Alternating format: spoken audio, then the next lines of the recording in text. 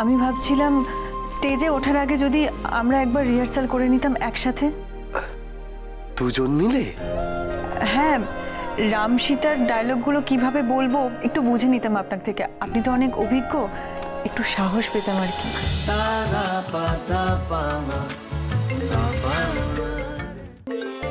Phone বাজার সময় পেলাম। কার ফোন বাজছে? এই ওস্তাদ, এই তোমার ফোনই বাজছে। আমার ফোন? আমার? কি ওই সুরপনাকাটা ফোন করেছে। সুপনগাটা আবার কে? আরে সুরমি। দাদা আমি কথা বলবো। দেখ তো। হ্যালো, ওস্তাদকে চাই তো? দিচ্ছি, দাঁড়া। কথা বলো।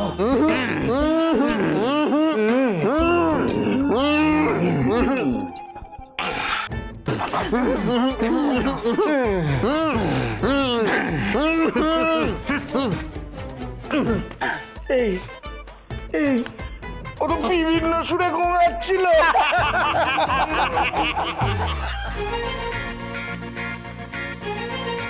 এই সুর ওই শর্মিলানি অব্দি পৌঁছবে কি করে? তার আগেই তো লাটাই সুতো কেটে দিয়েছে।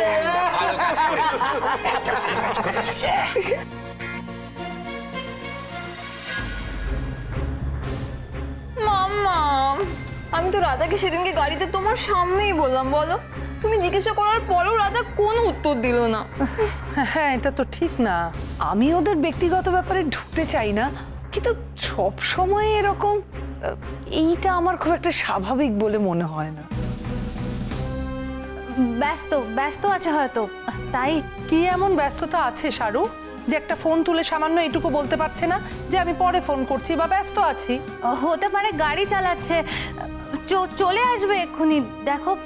কিন্তু কোথায় আসবে? আমরা তো সবাই এখানে, বলো মাম্মা। বলছি তোমরা এতক্ষণ এসছো, দাঁড়িয়ে আছো, এসো না, বসবে, এসো, বসো না পূর্ণিমা মাসি। আমাদের বাড়িতে গেলেও তো আমাদের পাবে না। হ্যাঁ, তাই তো, সেটাই তো। মানে ও বাড়িতে গেলে তোমাদেরকে না পেলেও কোথায় আর যাবে? এখানেই তো আসবে, তাই না? চলো শর্মি, বসো। এসো পূর্ণিমা, এসো না। কি হলো ব্যাপারটা? কে ধরলো ফোনটা? কেন জানি না আমার মনে হচ্ছে যে কিছু একটা ব্যাপার তো আছে। আমার খুব ভয় করছে, ভাইটা না ফেসে যায়। প্রসাদ তোমার দ্বারা হবে না, তুমি ছেড়ে দাও। কি ছেড়ে দেবো? ওই যে তোমার শ্রীরাম সাজাটা আর হবে না। তুমি রাজাই ঠিক আছো।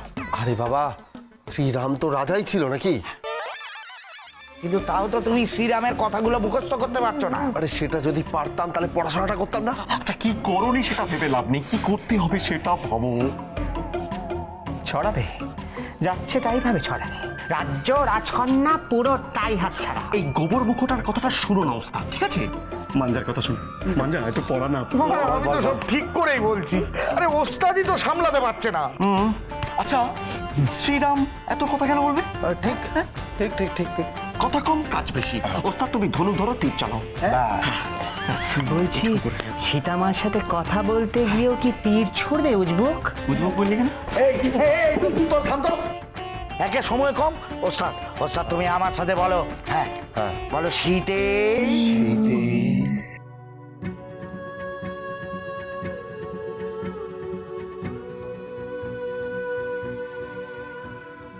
আমি তোমার জন্য লঙ্কা এসছি শীতে।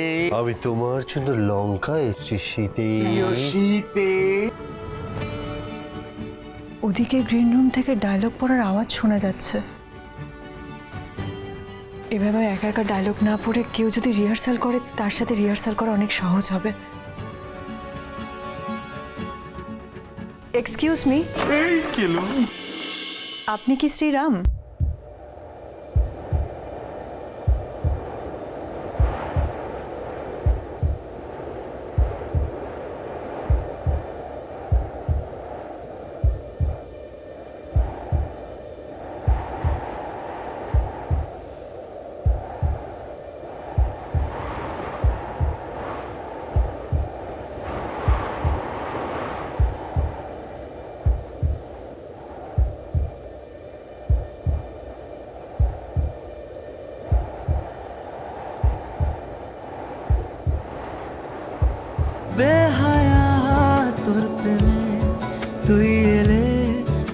ছোনা আলগোছে ছুঁয়ে যায়, বুঝি না কিভাবে ফির তোরই কাছে। দূরে থেকেও মন তোকেই ভেবে যায়, একই সারায় মেতেছে মন। তোরই ছোঁয়া পেলে যায় গলে সব পুরনো যখন। মন আমার মানে না মানে না মানে না কিছুই তোকে ছাড়া।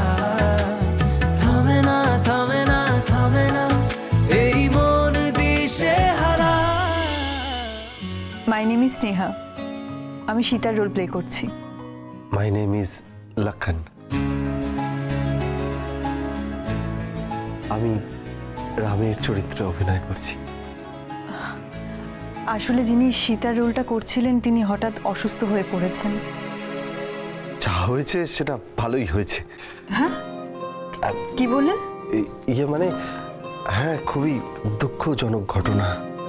হ্যাঁ, এবার যে কি হবে কিছুই বুঝতে পারছি না। যা হয় তা ভালোর জন্যই হয়। জানি না, আসলে আমি না মানে আমার খুব নার্ভাস লাগছে। বুঝতে পারছি। আমি স্কুলে টুকটাক অভিনয় করেছি, কিন্তু এত বড় স্টেজে হঠাৎ করে আমার প্রথমবার।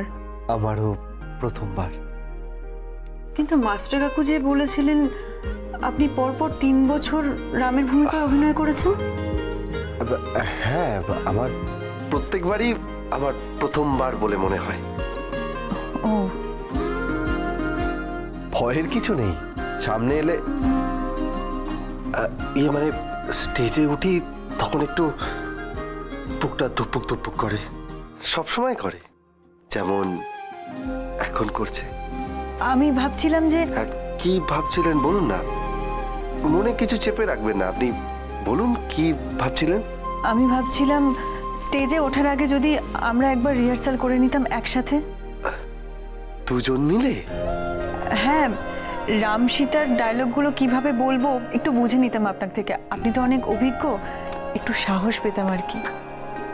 আমি তো নিজেই সাহসটা পাচ্ছি না। হ্যাঁ, কিছু বললেন? না না, আপনি যা বলবেন তাই হবে।